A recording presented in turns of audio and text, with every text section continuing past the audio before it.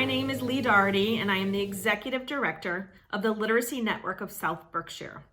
Welcome to our show here on CTSB TV. We are really excited today to introduce you to some of our tutors who work with learners who are working towards their GED, the high school equivalency exam. Whether it's the GED or the Hiset, there are two options. These tutors support their learners toward accomplishing this goal. And today, 4 of them tell about their experience with their learners, tell about why they became tutors working with GED learners. As you may know, at LitNet, we provide free tutors for people who need support with ESOL, working towards their citizenship path in life, adult basic education, which includes the GED and the Hiset. So if you know anybody who would whose life would improve if they accomplish that goal in life, the GED, it's never too late. Doesn't matter if you're 19 or 45, if it's a goal you'd like to achieve, just even to feel good about yourself, we are here to provide that support to you. So we hope you enjoy hearing from our wonderful tutor volunteers today about the relationships they've formed, the joy they get out of working with learners in this capacity. And we hope if you're a tutor who would like to work with learners, you contact me. Or if you are someone who wants to achieve their GED, you contact us. Or if you know somebody, just contact us and we can tell you more. So enjoy the show. It's never too late.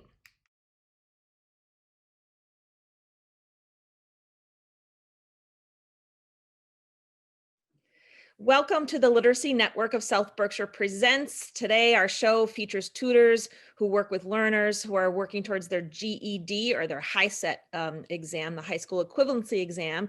And today we have 4 LitNet tutors who specialize in that kind of work. So we're going to go around and people will introduce themselves and tell a little bit about how long they've been with LitNet and a little bit about the learner who they work with. So let's start with you, Abby.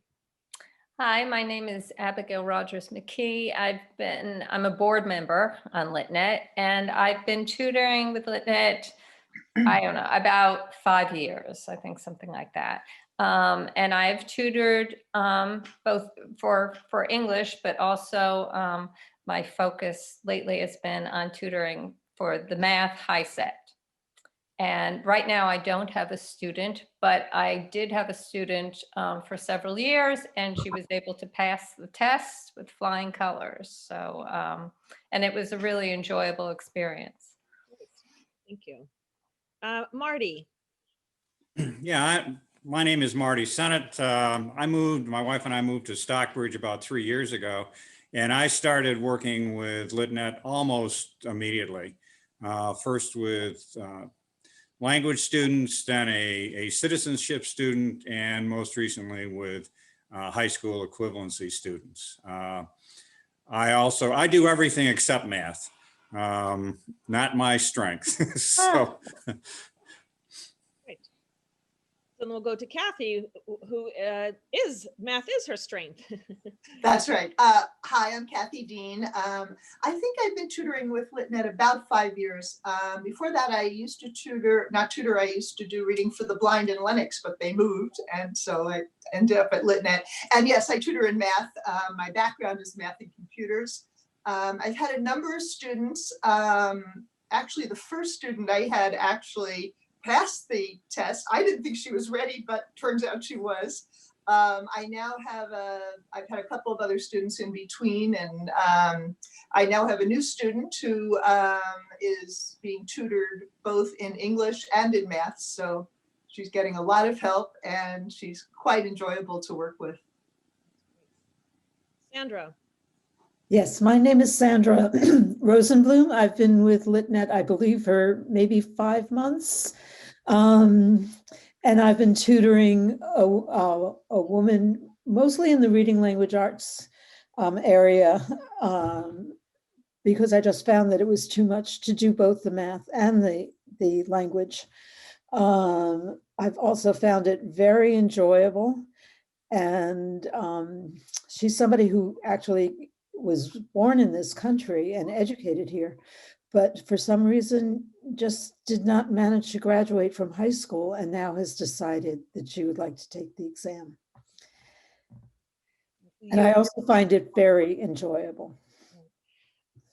A wonderful story about Sandra's learner and Kathy, they're partnering with a learner, is that she really struggled at the beginning to show up and to know how to be a student. And she's really come so far with the encouragement. But I love that Sandra and her learner just read a book together. It's the first book that this woman who's 33 has ever read. And she really enjoyed it. And they're now reading a second book. So I just love that approach to working with her and helping her just focus on language and learning and curiosity. So that's been a great approach of not just hitting the books and doing the multiple choice questions, focusing on reading. So that's been great.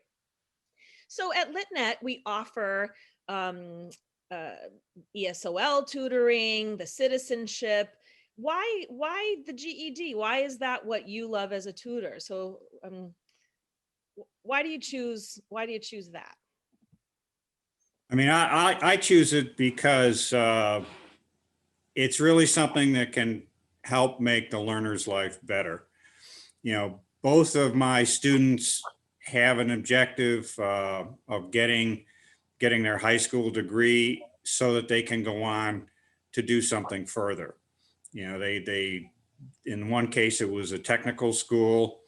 And with the current student, it's someplace like BCC. But they recognize that in order to do that, they have to get their high school degree. And they're doing it because it really will make a difference in their lives if they succeed. Yeah, absolutely. And that's the mission of LitNet, is to transform lives. Often people just think of us as the ESL piece of what we do, and that is an important part of what we do, but we aim to transform lives in many ways. English is a first step for many people. The GED certainly transforms their lives, the citizenship. So that's it's a wonderful gift to be giving our learners. Challenges. Does anybody have a challenge that they've faced along the way in working with GED students? I have. My student was very reluctant initially to commit totally, I would say. And it took quite a bit of work, both with you, from you, Lee, and also on my side, to encourage her and to stick with her long enough so that she did become committed and excited about the learning. And I think that, you know, what I realized was that I really had to be very patient with her, that she comes from a background where, and I don't know a lot about her background, but I assume that there have been many attempts at different kinds of education and work situations. And, you know, she really needed the time to become trusting and to allow us to establish a relationship. And I believe that that came before any learning could take place. So that was my challenge, and Lee was very helpful in working through that also. I think my challenge that I've had, you know, with my past learner, my former learner, and, you know, also one that I had recently, was especially I found with math. I mean, I tutored math also in college and majored in math and that kind of thing. So I'm sort of a numbers person.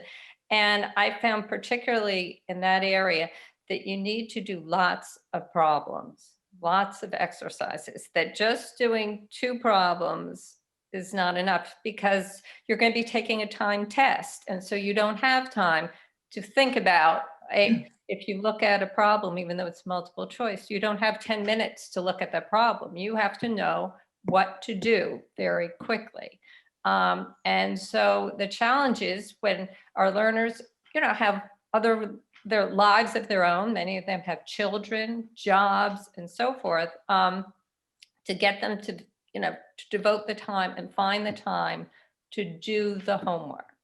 Because with math, if you don't do the homework, if we meet once, or I mean, sometimes I'll meet multiple times a week with the student, it's very difficult to make progress. So they really have to devote, substantial time, I find, to at home alone doing the homework and doing problems over and over again so that they just know exactly what to do when they see it.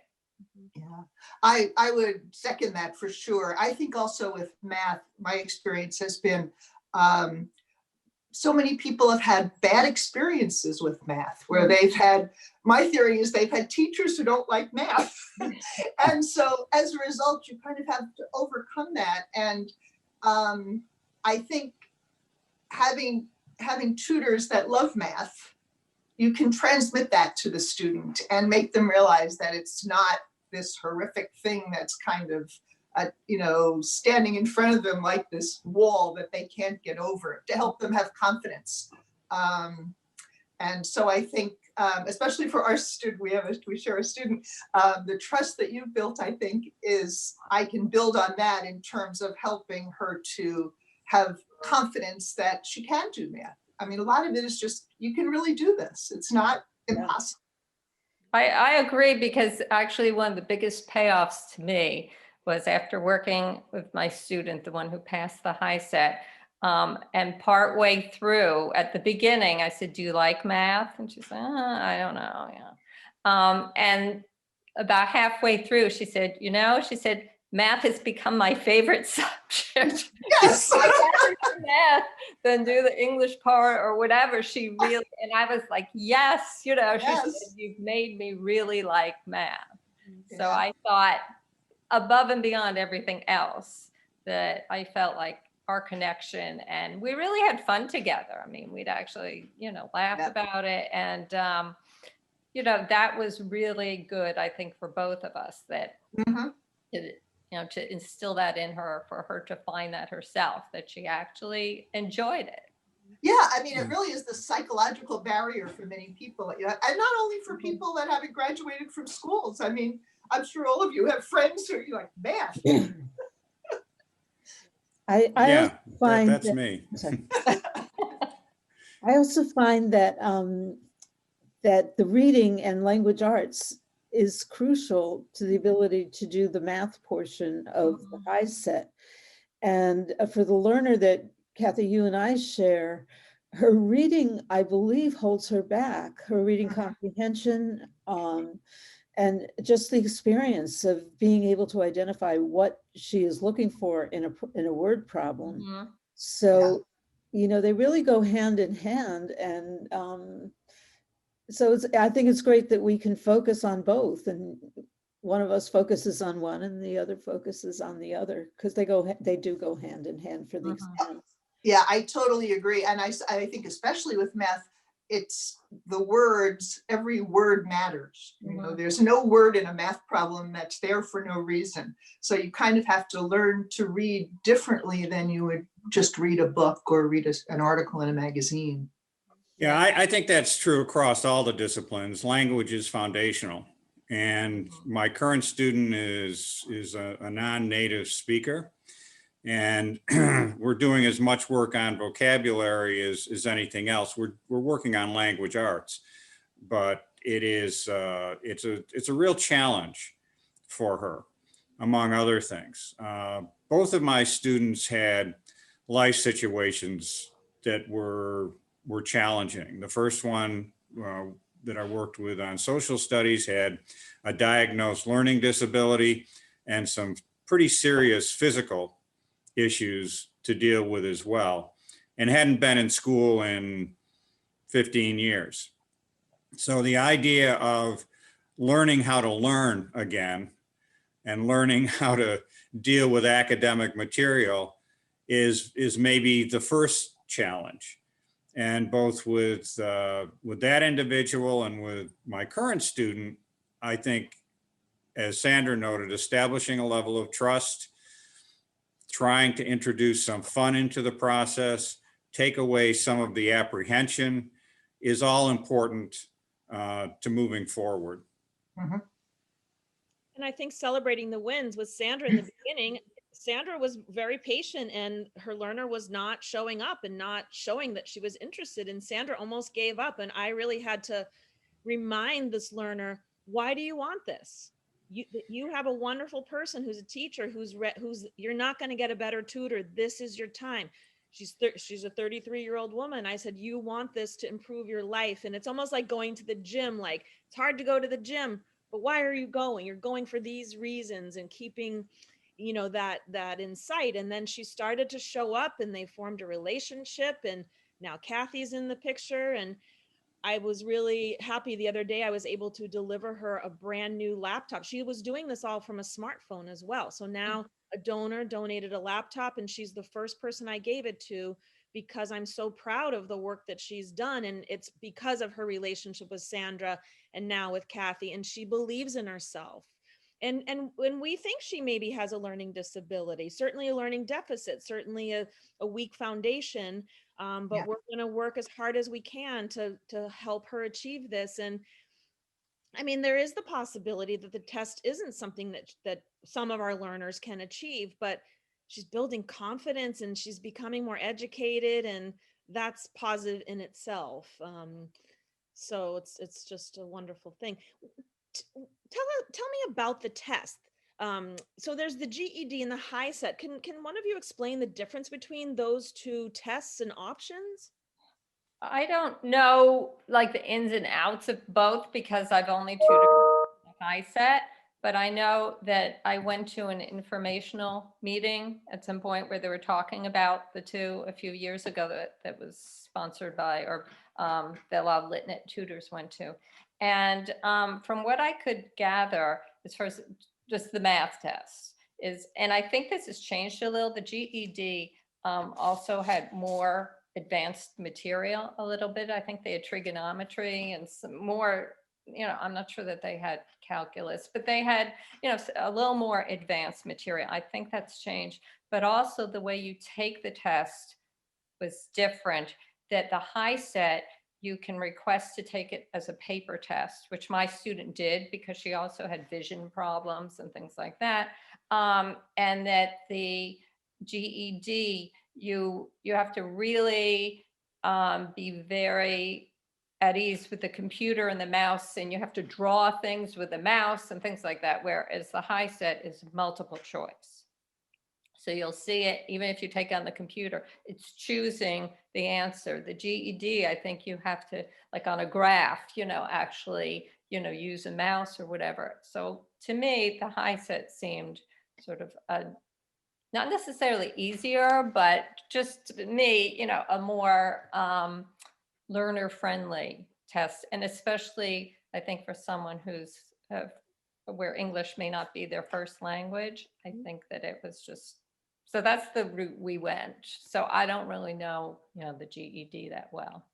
Yeah, I both of read my, Sorry. I was going to say, both of my students have used Hiset, but with my prior student working with social studies, we did use some material from the GED catalog because they approach some topics differently.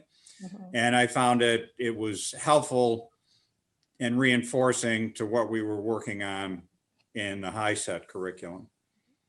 But I don't know as if I'd say one is necessarily easier than the other, although as Abigail said, perhaps Hiset is a little more learner friendly. Yeah. And one other thing that I did, again, that they talked about in this presentation was that for the English, that the essay, that for GED, it has to be based on the facts that you're given and so forth. And that Hiset, they actually allow you, almost encourage you to include your own experiences. And I thought, again, for someone, for the learner I was dealing with, that would be a good thing. You can put in your opinion based on my experience. This is the reason why, like one of the sample questions was, should the school day start later?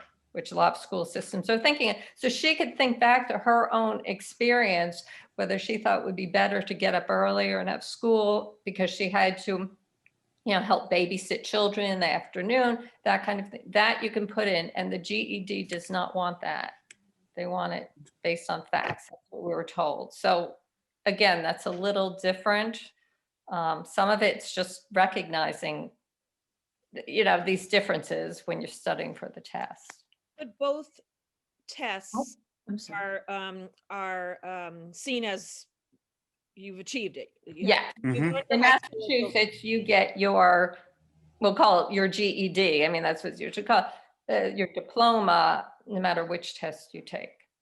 I think also with the Hiset, they allow some retests that they don't allow that on the GED. You mean of sections you can reach? Yeah, Yeah. yeah. It does sound more learner friendly. Yeah. I don't It's know. also done by a GED. university, developed by a university rather than a private company. The GED Yes. is developed by a private company. Mhm. I don't know the GED, but I think for somebody who's unsure of their own skills or their own ability to learn and succeed, the high test is quite challenging. It's not easy. And I keep thinking, I don't remember high school being this hard.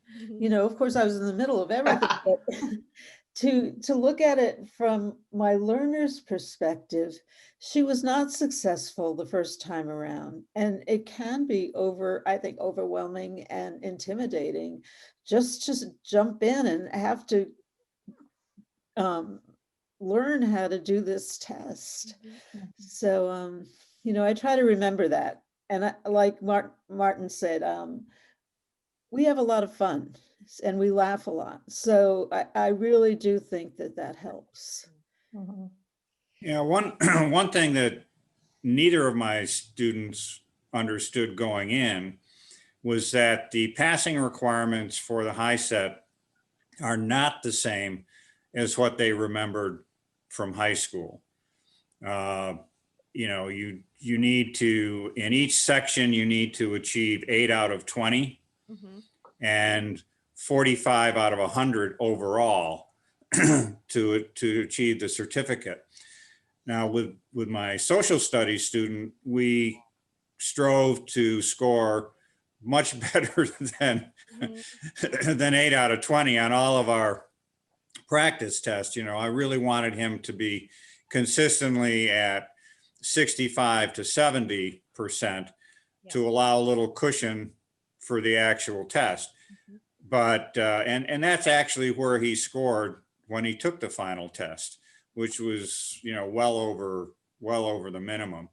But occasionally it's useful to remind folks that they don't have to get 100%, they don't have to get 80%.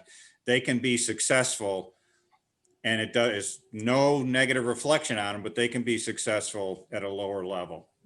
Right. I mean, I think, part of what I was dealing with too was confidence. And the interesting part, I mean, we would laugh because I would have her send me, so we didn't have to work on it during our sessions, send me the homework in advance. So she'd take a picture of it on her phone and send it to me. And then I would grade it and tell her, and I'd say, you got all of them correct. And she said, what? I can't believe it. I didn't think I said, you know this, you do know this, you did really well. And each time she couldn't believe it. She'd text me back, OMG, she couldn't believe it. I said, you're doing really well. So some of this was because she thought she's not going to pass the test. I said, I think you can pass this test. And she ended up getting a 15. And, but part of it was the confidence. I said, you're going to sign up and you're going to take the test. And she's like, I don't think I'm ready. I said, you're ready. You're going to do it. You can do this. So ideally, some folks are watching that know somebody that would like to achieve their GED, their Hiset. What advice would you give to someone who's watching, who wants to embark on this? So a learner. I mean, I would say that you have to know right away that in advance that you're going to have to devote a substantial amount of time.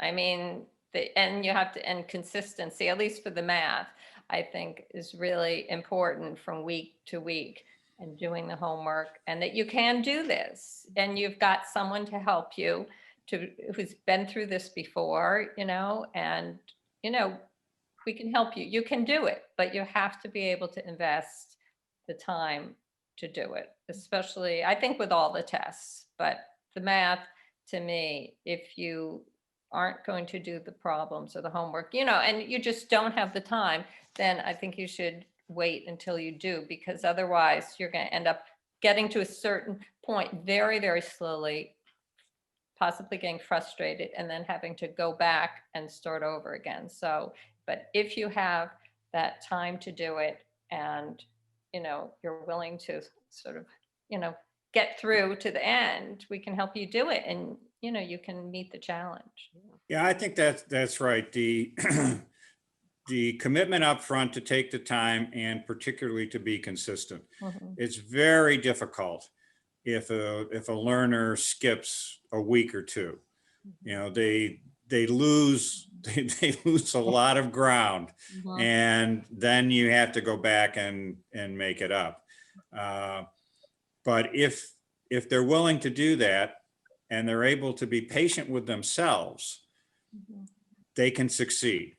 Yes. You know, I'm absolutely convinced of that. But they need to have realistic expectations. Uh-huh. I think Yeah, the way I- that Lee has phrased it to my learner was extremely supportive. And she was going to say to her, if this is not the right time for any reason, we're not judging you, we're not angry at you. When you feel that you do have the time, come back and we'll start again.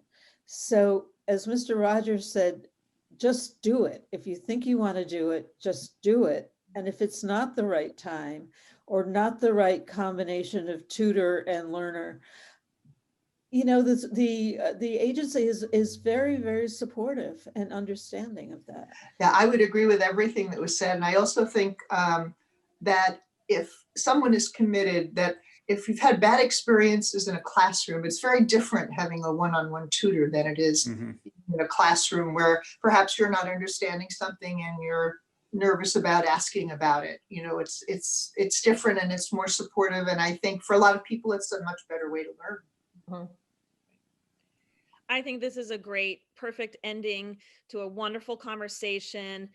LitNet is so grateful to all of you, the four of you, for the work that you do with our students. We have so many wonderful tutors, but this is such a wonderful chapter or area that we provide support in. And as I mentioned at the beginning, I really want to spread the word and help people transform their lives, their earning power, their confidence, their children's lives, you know, so that so it's just, I think this has just been a wonderful conversation today, and I'm happy that we're able to get this conversation out there for people, and hopefully the word will get spread that we're here for people to do this. So I thank you all for your time today, and have a wonderful day. Thanks for coming. Thank you. Thank Thank you. you.